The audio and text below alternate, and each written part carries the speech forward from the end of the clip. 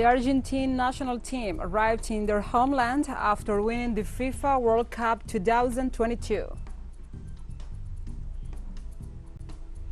In Peru, social organizations called for regional strikes against the government of Dina Boluarte and demand the closing of the Congress.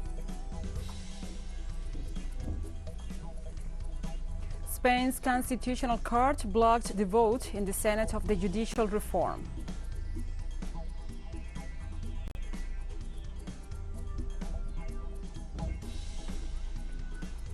From the headquarters of TeleSUR English in Havana, Cuba, this is From the South. I'm your anchor, Gladys Quesada, and these are the news. On Tuesday, the Argentine national team arrived in the country. The plane transporting the Albiceleste from Qatar after winning the FIFA World Cup landed at Ezeiza airport. After a month of intense competition on Sunday, the whole country was draped in the national sky blue and white colors, as sporting rivalries were put to one side and 45 million people celebrated a first World Cup success in 36 years. The team's success and their tangible togetherness has created a sense of hope amongst Argentines. The players will rest at hotel for a few hours before driving in a bus caravan up to the emblematic Buenos Aires Obelisk, where they will attend an official homecoming celebration.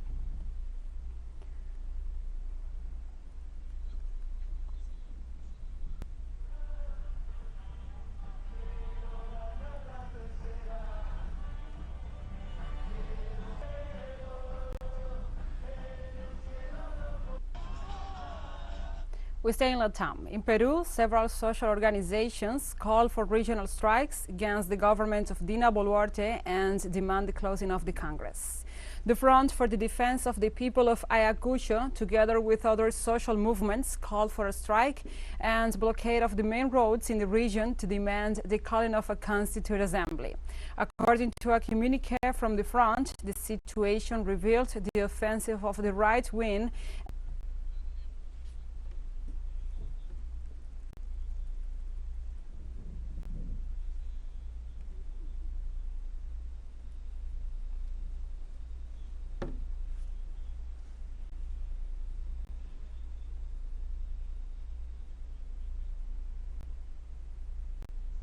And it's undeniable that one of the main joys and the main news and headlines in this continent, in Latin America and the world, is the homecoming of the Qatar World Cup winner, Argentina. Now we have our collaborator, Belén de los Santos, as she's going to give us some intakes, some insights, and also some data about this homecoming and these emotions. Be welcome, Belén. Hello, how are you? How is everyone there?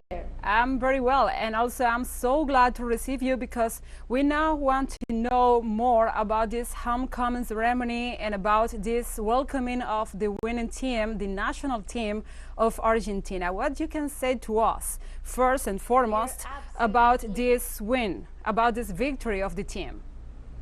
We are absolutely delighted. It is absolutely a historical day.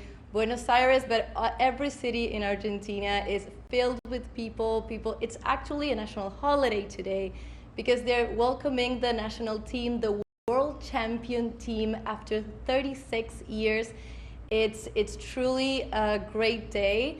And actually right now the national team is touring around. It's starting its tour around the city of Buenos Aires.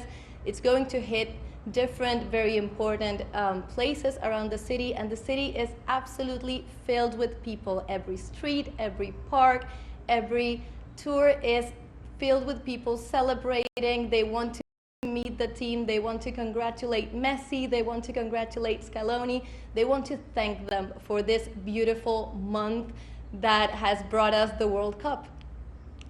I know, and for sure that must be one of the winnings and also one of the rejoice nationwide in Argentina.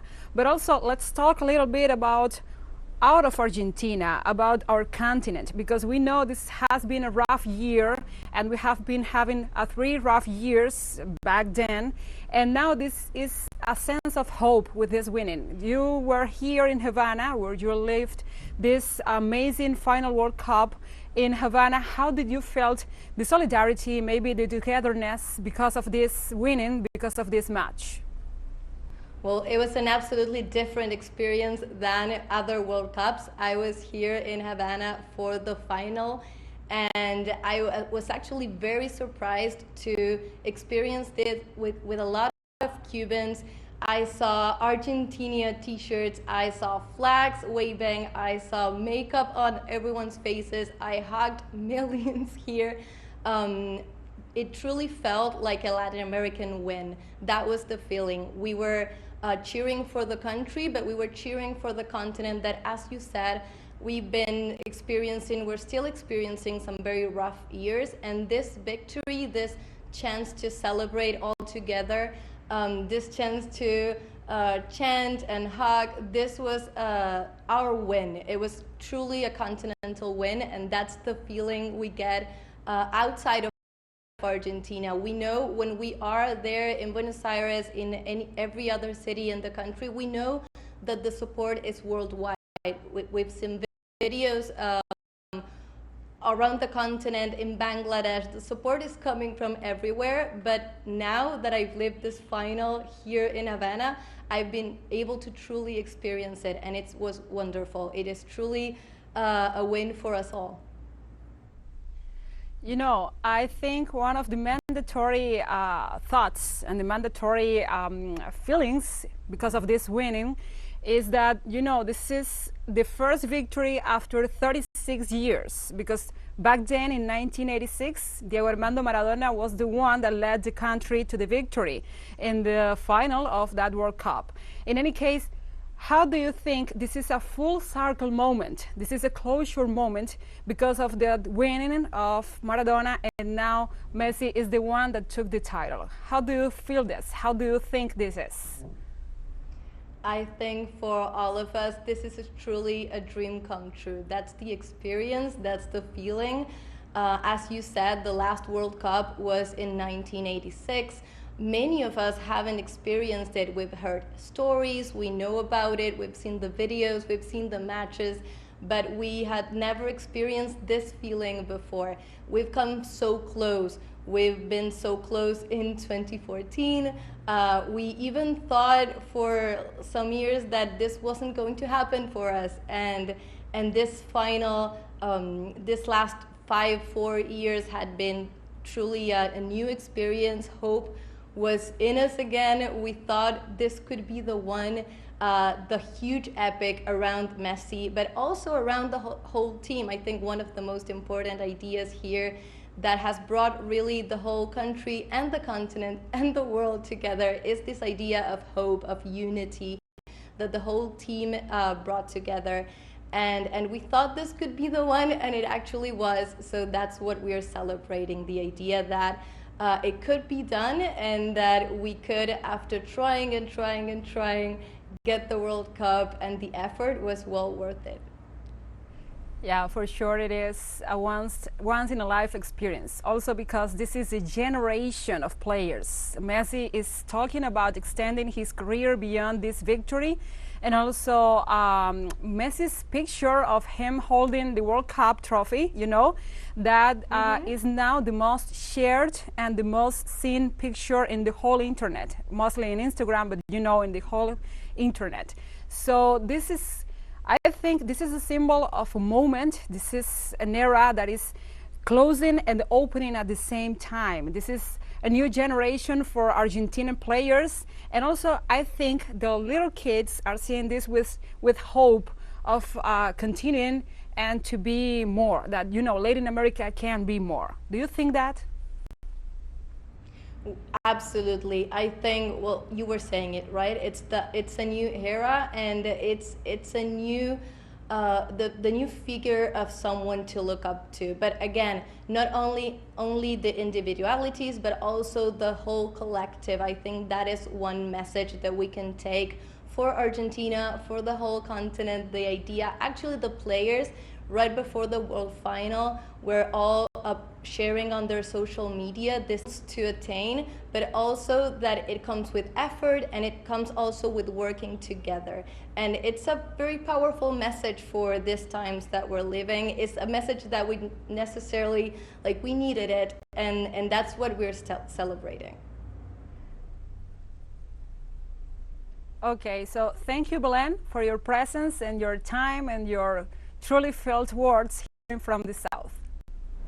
Of course, thank you, and of course, congratulations to the whole team there in Argentina. Yeah, and congratulations to you, because Argentina is the winner. In any case, you have been feeling that in your heart. Now, let's take a short break, but first, let's see our socials, because you remember can follow us on our TikTok account at TeleSUR English, in which you will be able to see news in different formats, news, updates, and more.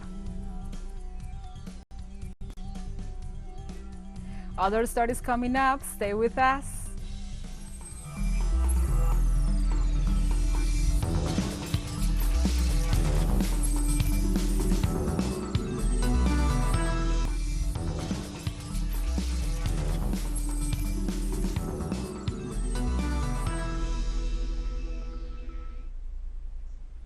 So be welcome back to From the South. The Mexican economy showed a significant recovery during 2022 after last year's fall as a consequence of the COVID-19 pandemic.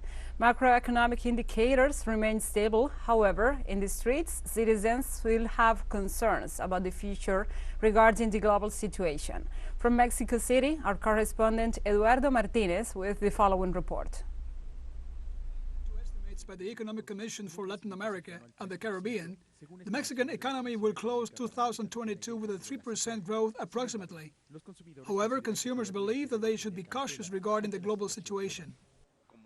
As the whole world is having lots of problems in terms of money, investment, production, oil, Mexico is having the same impact. Sincerely, everything is on the rise. Omelets, beans, bread, etc. Vegetables, everything is on the rise. The consumer price index stood at 7.8% in November, still above the central bank's target of 3%, but below other similar and even larger economies. Mexico stayed in a very positive inflationary range compared to other countries such as Colombia, even Peru. Let's not talk about Argentina because it is a very special case, Brazil, or even the United States. We have a lower inflation and the major component is the energy prices control. According to official estimates, if the fuel subsidy had been eliminated, inflation in Mexico would have reached double digits, amounting to 14%. We have to save money, because as far as we are concerned, we will continue to maintain the anti-inflationary plan. We are constantly striving to ensure that prices do not increase and that there is no shortage. López Obrador announced that by 2023, the policy benefits for those who have the least will be maintained. In the case of senior citizens, the pension will have an upward adjustment of 25%, while the minimum wage will increase by 20%. Eduardo Martínez, TeleSUR, Ciudad de México. On Monday, the Colombian government welcomed the announcement of a ceasefire by the National Liberation Army, the ELN, during the Christmas and New Year holidays, and urged other army groups to join the truce.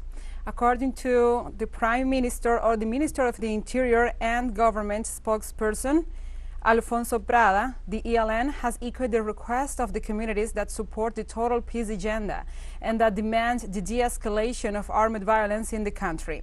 Prada stated the Colombian authorities seized the opportunity to send a message to all insurgent groups so that hopefully they join the total peace policy of Gustavo Petro's government in the framework of the total peace policy proposed by President Gustavo Petro, and the government and the ELN resumed peace talks in the Venezuelan capital in a first round of talks which ended on December the 12th, and the next round of negotiations will take place at the end of January in Mexico.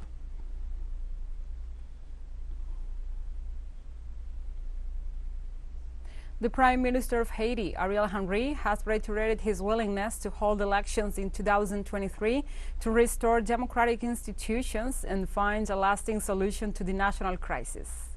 Once again, the Premier prefers to speak to the diplomatic representatives accredited in the country rather than to the Haitian citizens. In the meeting held with the consular staff, besides ratifying his commitment to the elections and recognizing that the open way out of the crisis in the country, he supported the sanctions adopted by the United States and Canada, through which they supposedly punish those who support the armed groups and engage in illicit businesses.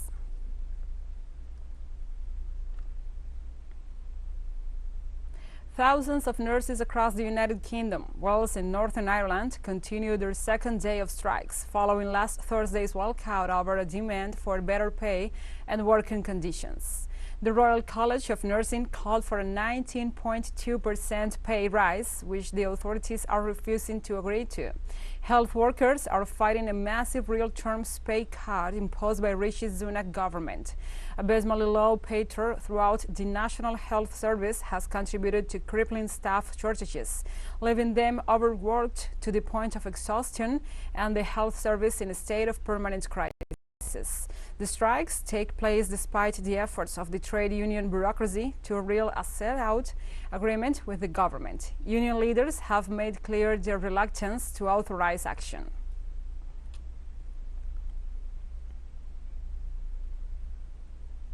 Spain's Constitutional Court on Tuesday blocked the vote in the Senate on the judicial reform. After more than 10 hours of debate in the extraordinary plenary session, the magistrates agreed by 6 votes to 5 to stop the vote in the Senate to modify the system of the election of candidates to the Court of Guarantees to approve the General Council of the Judiciary. The magistrates declared that the advance of the parliamentary procedure causes damage to the rights of the popular legislators who invoked Article 23 of the Constitution, where the right to political participation of the citizens through their representatives is included. It is the first time in its more than 40 years of history that the Constitutional Court has ordered to suspend urgently a parliamentary debate in the general courts, so it is an unprecedented decision.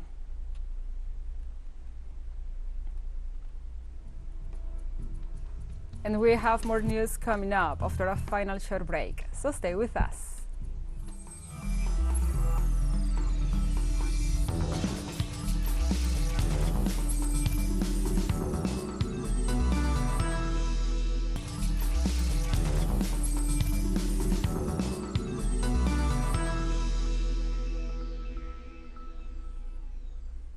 Welcome back to From the South.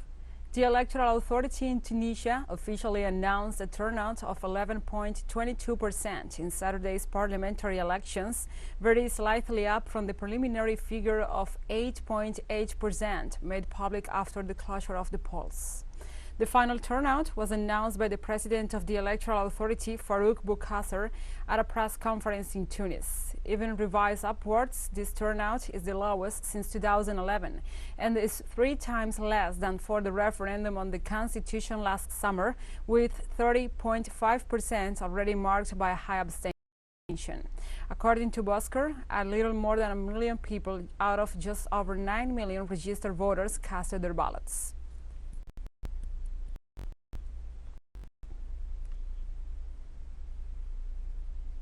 And the Sudanese security forces in the capital fired tear gas and stun grenades to disperse thousands of people protesting against military rule. The demonstrators marched towards the presidential palace, but were chased away by police. They dismissed a deal signed recently between the military and civilians, saying it was too vague. The protest took place in the 4th anniversary of the start of an uprising that forced out Omar al-Bashir on April 2019.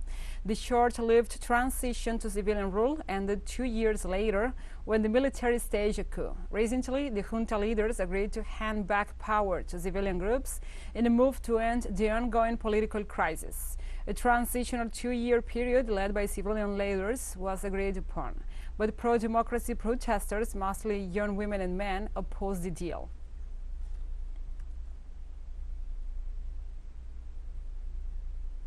Syrian air defenses shot down an Israeli missile attack on the capital Damascus. The Zana news agency, citing a military source, said Israeli Air Force jets launched their missiles from over the Sea of Galilee in northern Israel. The state-run news agency also said that damage had been caused to the sites that were struck. However, the extent of the damage was unclear. 2 soldiers were wounded as a result of the strikes, but their conditions were not immediately clear.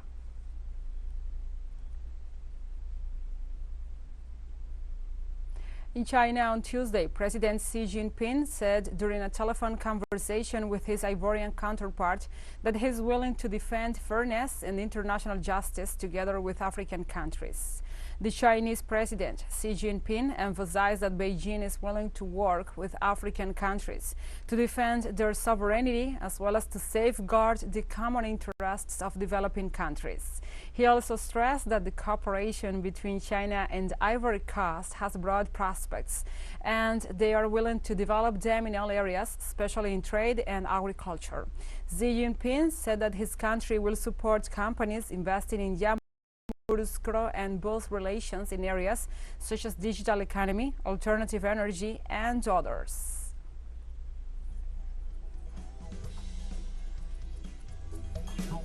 And we have come to the end of this news brief. But remember, you can find this and many other stories on our website at telesurenglish.net. And also, if you feel so inclined, please join us on social media for all the latest news. We are on Facebook, Twitter, Instagram, Telegram, and TikTok.